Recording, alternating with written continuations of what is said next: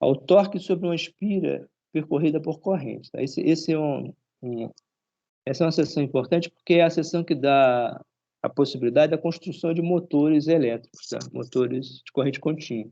Tá? E, na verdade, outros dispositivos também, aparelhos de medida também, né? Aparelhos de medidas analógicos. Então, o torque sobre uma espira, ele é semelhante ao que foi feito no campo elétrico com o torque sobre uma estrutura elétrica, tá? Torque sobre uma carga. Tá? Então, a gente vai ter, analogamente ao que foi feito no caso elétrico, a gente vai ter aquele binário de forças, né? Sobre alguma estrutura, no caso elétrica, uma estrutura carregada. Aqui vai ser simplesmente o torque sobre uma estrutura que contenha um campo elétrico, tá? Uma corrente. Então, aqui a estrutura básica é essa. Tem que colocar um ímã permanente, né? No caso aqui com as linhas de norte para o sul, né? E dentro desse ímã é colocada essa espira aqui retangular. Então, a espira fechada, né? Essa espira aqui entra e sai corrente por uma conexão que não é mostrada, tá? Mas tem uma conexão aqui que ela tem que ser feita de tal modo a não atrapalhar o movimento, tá? Tem uma parte aqui que ele recebe energia, entra por um lado e sai pelo outro para fechar o circuito. E o centro da espira em relação ao campo é preso em eixos, tá? Esses eixos aqui podem girar livremente, tá? Sem atrito. Tá? Então, acontece o seguinte, quando a corrente passa na espira, vai acontecer essa força que a gente acabou discutindo agora. A força sobre um laço de corrente, sobre um fio no campo magnético. Agora, como a corrente vai estar no sentido em relação a uma das hastes do fio, e o sentido vai ser contrário aqui, na outra haste, aliás, não no sentido contrário, mas vai ter o sentido contrário em relação à orientação do campo em cada parte. Ó. Então, se vocês calcularem, por exemplo, essa parte de cá, calcular o campo magnético está sempre apontando para direita. Se vocês pegarem o IL vetorial B, o IL, o L vai estar na direção da corrente, por exemplo, para cá. Ó. Então, vai estar para a esquerda nessa haste e vai inverter o sentido na outra haste. Ó. Vai estar para cima, tá? Então, vai estar para dentro na haste da direita e vai estar para fora na haste da esquerda. Se vocês verificarem aqui o produto vetorial, L vetorial B, aí vocês vejam facilmente que está para cima. Tá? Agora, quando vocês forem para o lado esquerdo, para o lado direito, aí vocês vão ter que, como a corrente como a corrente está invertida em relação a essa parte, aí vocês vão ter que torcer o dedo aqui para conseguir fazer o produto vetorial e vai dar para baixo. Tá? Então, acontece o quê? A espira ela está submetida a um binário. Tá? A espira de fio, essa espira de fio, ele vai estar submetido a um binário de força. Né?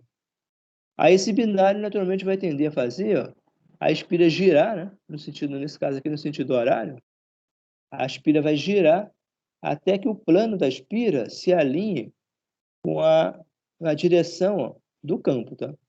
Então, esse plano da espira aqui, ele vai se alinhar de modo que o plano dela, na verdade, vai estar o quê? Perpendicular ao campo. Tá? Então, ele vai girar e vai tentar ficar com o plano perpendicular ao campo. Se isso acontecer, ele poderia ficar em equilíbrio. As forças, o binário desaparece, tá? As forças passam a ser só de tensão. Tá? Então, essa situação que ocorre aqui mais abaixo, aí tem os detalhes aqui. Então, vai se definir, para fazer essa análise mais precisa, um vetor unitário na direção do plano da espira. Então, a espira tem os lados 1, 2, 3 e 4. Tá?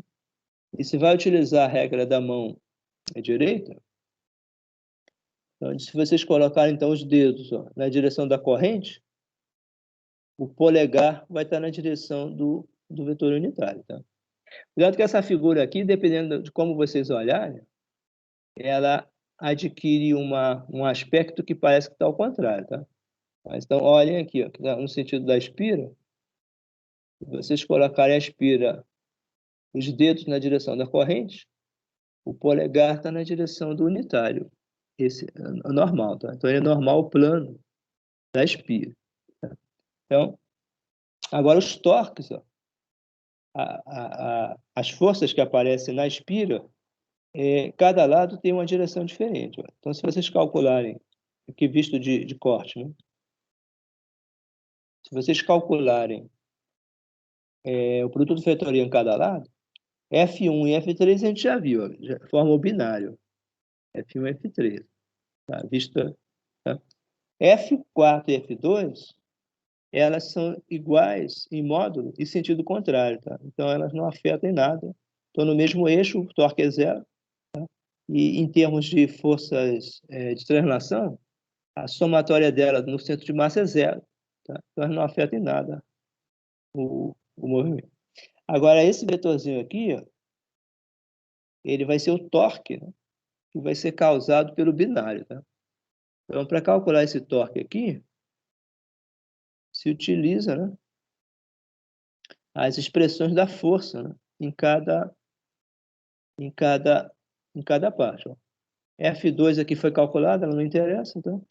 E o que interessa aqui, ó, vai ser a componente, ó, do F1 na direção do braço de torque. O braço de torque é metade da distância Bzinho. É do centro de massa, né, até o ponto de aplicação da força. Então, vai ter um B sobre 2, ó, o braço de torque é B sobre 2, tá? E o resto aqui é o torque. Né? E a B vezes o braço de torque, vezes o seno desse ângulo. Seno desse ângulo. Né? Então, é o torque da força superior e o torque da força inferior é a mesma coisa. Tá? Ele vai gerar... Ele tende a girar, no caso aqui, no sentido horário. Tá? Ele vai fazer girar no sentido horário. Né? O torque total é essa soma. Né? Então, ele vai fazer girar no sentido horário até que o vetor normal ele se alinhe com o campo. Tá? Quando isso acontecer, eles atingiriam o equilíbrio. Tá? Então, nessa situação, as forças F1 e F3 ficariam alinhadas, o torque é zero, tá? Porque elas estão apontando exatamente na direção do eixo, do braço de torque. Tá? Então, elas passariam a ser forças igual F4 e F2, forças puramente de tensão. E a soma em relação ao centro de massa seria zero. Tá? Então, a rotação ocorre nesse sentido da setinha, no sentido horário. Tá? Então, ele giraria assim, nesse sentido, de modo que o vetor unitário, normal, ele aponta na mesma direção do campo. Então, quando isso ocorrer, ele entra em equilíbrio. Tá? Agora, esse torque é escrito como linha, porque na situação real, normalmente não se considera uma espira apenas de fio, sabe? Mas, na verdade, N espiras, tá? Na verdade, se faz um enrolamento. A gente vai chamar mais tarde isso de indutor ou bobina, né? A gente vai pegar aqui, em vez de uma espira só de fio, uma volta só, a gente vai fazer N voltas, tá? E depois de fazer as N voltas, os extremos, né, desse enrolamento é que são conectados a uma bateria. Tá? Então, o torque real vai ser definido como N vezes o torque de uma espira. Tá? Então, sendo que se utiliza bobina, em vez de uma espira só, uma só espira, se utiliza N vezes. Tá? E aí se obtém o efeito de N correntes paralelas. Tá? Então, é como se fosse N espiras paralelas, todas conectadas. Tá? Então, o torque total fica sendo esse valor, ó, N vezes I vezes A. Tá? Aí aparece aqui o AB. AB aparece aqui pelos torques. Ó. Braço de torque é B2, né? E o A vem da expressão da força, essa expressão da força aqui, O A vem da expressão da força aqui quando se coloca o... Deixa eu ver se eu volto a ela. Esse A vem do L, né? Esse L aqui, ó, do comprimento de um dos lados do retângulo. Tá? Então, aparece o produto de dois lados. Ó. Aparece um produto do B, metade do B, que é essa distância do centro até onde a força é aplicada, e aparece o lado A. O lado A que vem lá da força calculada. Aqui não é mostrado aqui. Tá? Então, fica aqui, ó, IAB, né? Vem a força, né? Força magnética, e o B é o braço de torque. Tá? Então, esse produto A vezes B, vocês lembram que vai ser o quê? Ó? Vai ser a área, o A é esse aqui, o A está ligado ao vetor do comprimento do fio. Tá? E o B vai estar ligado à metade, ó, metade dessa distância, que é o braço de torque. Tá? Então, vai aparecer o produto AB, que é a área da espira. Tá? Então, esse produto AB aqui, ó, já foi escrito como Azão, Azão a área da espira. E no final das contas, você pode pegar, no caso de uma espira aqui, no caso, ele pega... Essa é uma espira retangular, tá? Agora, ele comenta aqui que essa expressão vale qualquer que seja a forma da área, tá? Então, por exemplo, se a espira não for um retângulo, e sim um círculo, a área é πr2. Ó. Então, a expressão ficaria, em vez do Azão aqui, A vezes B, ficaria πr2. Ó, tá? Então, essa expressão aqui tem validade geral. Tá? É o produto do número de espiras vezes a corrente que atravessa uma espira, vezes a área da espira, né? E vezes o campo magnético e o centro. Tá? Aí, esse objeto aqui, ou melhor, não é esse objeto, o que está entre parênteses, não é esse aqui é o torque, esse objeto todo que está entre parênteses vai receber um nome de momento de dipolo magnético. Tá? Ele é exatamente análogo àquele momento de dipolo elétrico que a gente já tinha definido no capítulo elétrico lá correspondente. Tá? Então, o vetor normal a gente já viu, né? Já viu o Nzinho, né? Ele aponta na direção do plano, né? E ele vai ser multiplicado por essa área para formar o vetor área. Tá? O vetor área ele tem é perpendicular à área e o módulo dele é igual à área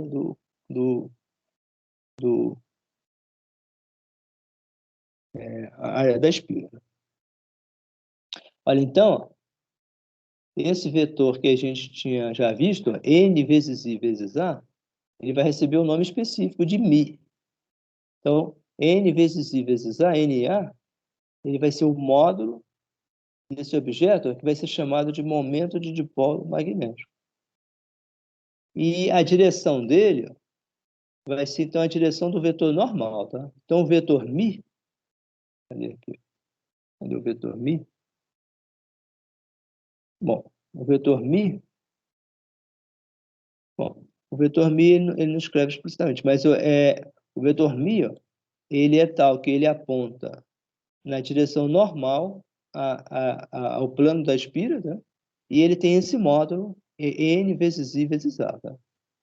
Então, de modo que a expressão do torque, ó, agora recebe um formato mais compacto. Né? O torque agora vai ser o produto do momento de dipolo magnético, né? Com o campo magnético. Tá? Vocês lembram que isso aqui é exatamente análogo ao que foi feito no caso elétrico. Vocês lembram lá do capítulo 22 ou 23? O torque elétrico era simplesmente o momento de polo elétrico. Vocês lembram que era a carga vezes o vetor que ligava as duas cargas, né? Vetorial com o campo elétrico. Tá? E vocês lembram lá que a gente calculou lá que isso aqui fazia moléculas girarem. Por exemplo, a molécula da água no micro-ondas girava de acordo com esse torque aqui. Né? Agora aqui a gente vai ter o análogo magnético. Né? Eles são irmãos gêmeos. Né? Tudo que acontece elétrico acontece magnético também. São muito semelhantes. Então, o torque magnético ele vai ser o produto vetorial do momento de dipolo magnético, né, com o campo magnético presente na região. Então, vai acontecer o seguinte, ó, em geral, se deixar o sistema sozinho, o momento de dipolo magnético ele vai girar até que ele se alinhe com o campo magnético. Quando ele se alinhar, esse torque dá zero. Tá? Aí ele atingiria o equilíbrio. Tá? E atingido o equilíbrio, ele pode ficar o resto da vida ali se nada mais mexer com ele. Tá? Então, o princípio dos motores elétricos vai ser sempre perturbar esse equilíbrio. Tá? Vai ser o seguinte, quando ele se alinhar, se inverte a direção da corrente de modo que ele começa a ficar desalinhado. Tá? Aí ele tenta se alinhar novamente. Aí, quando ele se alinhar, aí inverte novamente a direção da corrente. Tá? E fica fazendo isso, aí ele vai girar. Vai girar de forma contínua, de forma regular. Tá? E automaticamente aparece também, com a mesma analogia elétrica, ó, vocês lembram que a gente definiu a energia potencial de orientação do dipolo. No caso elétrico, era negativa o produto escalar do momento de dipolo elétrico, P, com o campo elétrico. Né? Aí vai se definir aqui a mesma coisa análoga. Né? A energia potencial de orientação magnética, né, ela vai ser o negativa do produto escalar do momento de dipolo magnético com o campo magnético. Então, de modo que vai acontecer o quê? Se o Mi se alinhar com B, ele entra em equilíbrio e essa energia aqui é um mínimo, né? É o mais negativo possível, seria menos MiB. Agora, o contrário ocorre se o Mi tiver alinhado antiparalelo ao B, tá? Se ele estiver fazendo 180 graus com B, ou seja, o B numa direção, por exemplo, para a direita, e o Mi ao contrário para a esquerda, essa é a situação que ele está com a energia maior possível. Tá? Então, daria um sinal positivo aqui no total. A energia dele seria mais Mi vezes B. Tá? Então, o máximo disso é mais MiB e o mínimo disso é menos MiB. O mínimo é estável, tá? O máximo é instável. Tá? Então, os motores, o que eles vão fazer? Eles vão fazer esse castigo aqui com o sistema. Quando ele estiver pertinho de atingir o mínimo, a corrente troca, né, o sinal, aí esse sinal aqui troca de menos para mais. Aí ele vai para a situação de máximo instável. Aí, normalmente, o dipolo tenta fazer uma rotação de 180 para se alinhar com B. Tá? Aí, quando ele estiver quase alinhado com B, aí o sistema troca novamente o sinal da corrente elétrica. Aí o Mi, que ia apontar para o B, passa a apontar na direção contrária. Aí esse sinal troca novamente para o positivo. Tá? Então, no caso de um motor, esse sinal fica oscilando entre mais e menos continuamente a cada semiciclo de rotação. Tá? Então, a gente vai ver aqui mais abaixo. Ó, então, ó, aqui ó, a energia máxima é menos MiB, a energia mínima, né? E a energia de orientação máxima mais MiB. Tá? E aqui, como é uma energia, é medido, né? A energia é medida em joules, isso aqui em Tesla. Tá? O momento de polo magnético, em geral, ele tem uma unidade que é joule por Tesla. Né? Não sei se está falando aqui. Bom, depois vai falar mais adiante. E vocês podem calcular o trabalho de uma força externa feita para mover o dipolo, simplesmente pegando a diferença. Né? Lembra que o trabalho sempre é a diferença da energia potencial? Tá? E vocês podem calcular um trabalho sempre calculando a diferença entre duas posições aqui sucessivas. Tá? Então, as duas situações em termos vetoriais, em termos geométricos, são essas aqui. Ó, se o B está para cima, ó, e o Mi aspira. Então, aspira, lembra que o Mi está na direção tal, ó, se você colocar os dedos na direção da corrente, o Mi aponta no polegar. Essa situação aqui. Ó. Corrente no sentido anti-horário, o Mi vai estar para cima, alinhado ó, com o campo magnético. Então, essa situação tem energia mínima. Agora, a situação contrária é quando está antiparalelo. Se a corrente estiver no sentido horário, o Mi vai apontar para baixo. Se o Mi apontar para baixo, ele está antiparalelo com o campo. Então, ele está na situação de máxima energia. Vai dar MiB a energia total. Então, ele está no máximo. Então, tem essas duas possibilidades alternadas aqui, né, de sinais. Aqui tem alguns valores, ó, sobre momentos de polo magnético. Aí ele é medido nessa unidade aqui, que pode ser tanto em ampere metro quadrado, mas a unidade mais moderna é joule por Tesla, tá? Então, que é equivalente. Um ímã pequeno, um ímã desses que a gente tem em casa, ele atinge no máximo essa ordem, 5 joules por Tesla. A Terra já tem um valor maior. O momento de dipolo chega a 10 a 22. Ó. O momento de dipolo da Terra é razoavelmente grande. 10 a 22 joules por Tesla. 10 a 22 aqui. Já um próton atinge um momento muito pequenininho. Aí tem um momento da ordem de 10 a menos 26 joules por Tesla. E um elétron um pouquinho maior, que a massa é menor, né? E atinge esse valor. Agora, esses valores aqui, eles são muito pequenos do ponto de vista macroscópico, né? Mas eu volto a lembrar que, em termos atômicos, como as massas envolvidas são muito pequenas, o efeito disso sobre o elétron é muito grande, tá? Então, mesmo esses valores sendo relativamente pequenos, do ponto de vista macroscópico, né? Do ponto de vista atômico, eles são relevantes. Então, por isso que, no caso de física atômica, molecular e nuclear, não se usa unidades macroscópicas, tá? Todas as unidades lá são chamadas as unidades atômicas, né? Então, todas elas têm para um certo valor disso aqui, elas fazem a unidade igual a 1. Tem uma unidade, tá? De modo que a gente não fica trabalhando lá com potências negativas o tempo todo em relação à situação macroscópica, né? A situação microscópica sempre pega um certo valor desse, faz igual a 1 e se mede em relação a esse valor unitário, tá? Agora, tem um exemplo aqui já, esse exemplo aqui, ó, a rotação de um dipolo magnético. Então, a figura 28, 21, essa de cá, ela mostra que tem um campo magnético para a direita, tá? E aqui tem uma espira, uma bobina, com muitas voltas de fio, né? Produzindo um momento de polo magnético μ. Então, mostra uma bobina grande, com 250 espiras, né? Tem uma área aqui dada, 10 a menos 4 metros quadrados, e percorrida por uma corrente de 100 microamperes. E ela está em repouso. E o campo magnético é de 0,85 Tesla. Né? Agora, ele quer saber qual o sentido da bobina. Né? Qual o sentido? Então, se ele está em repouso, né? Se ele está em repouso, se ele está em repouso, significa que eles estão alinhados, né? Como mostra a figura. Para ele estar alinhado, a corrente tem que estar no sentido consistente com o momento de dipolo, tá? Então, você lembra que a regra qual é? Se o polegar está no Mi, os dedos têm que estar no sentido da corrente. Ó. Então, ele tem que estar, a corrente tem que estar, ela tem que estar se deslocando no sentido de onde? De cima para baixo, tá? Tem que estar nesse sentido aqui. Tá? Descendo aqui, expira pela frente e lá por trás, subindo por trás, tá? Então, descendo pela frente. Então, está no sentido, ó, de cima para baixo, nessa face aqui, nessa face visível, tá? E lá atrás, na face que não está sendo mostrada, ela estaria de baixo para cima. Tá?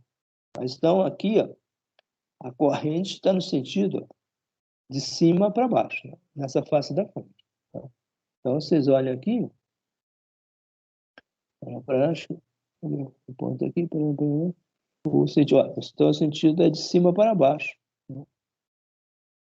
O sentido da corrente, né? De cima para baixo, na face visível. Tá? Agora, ele quer saber B aqui, ó, o trabalho, né? Aplicado por um torque externo, né? Para fazer girar 90 em relação à orientação inicial. Né? Ou seja, para mim, se tornar perpendicular à bobina novamente, com a bobina novamente repouso. Então, ele quer saber, nesse caso B, se você pegar a bobina e girar ela de 90 graus, qual o trabalho que seria necessário para fazer isso, tá? Por um agente externo. Tá? Então, o agente externo vai pegar a bobina e vai fazer ela girar nesse sentido. Tá? Aí ela vai passar a ficar 90 graus em relação ao campo. Então, nesse caso aqui, é só calcular diretamente. Ó. O trabalho é a diferença da energia potencial. Final menos a inicial. Tá? Então, qual vai ser o trabalho? Vai ser a energia final, que é 90 graus, a energia final inicial, zero. Zero grau. Então, é só calcular. 90 graus, a gente sabe que, por definição, a energia vai dar zero, tá? O cosseno dá zero. Vai sobrar só o negativo da energia inicial. Tá? Então, menos mais. Então, o trabalho foi exatamente mais MIB. É um agente externo, ele tem que adicionar energia a esse sistema que estaria em equilíbrio, ele estaria em equilíbrio nessa situação. Tá?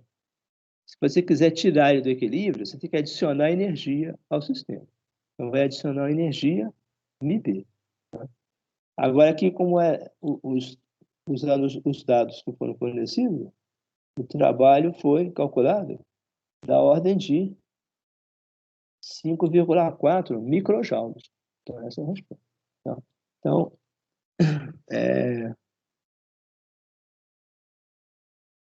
então ele diz aqui que se você quiser girar mais ainda, para ele ficar com 180 graus, ou seja, fazer essa bobina girar além de 90, se quiser girar mais para trás, ó, aí você gasta mais a mesma quantidade de trabalho, tá?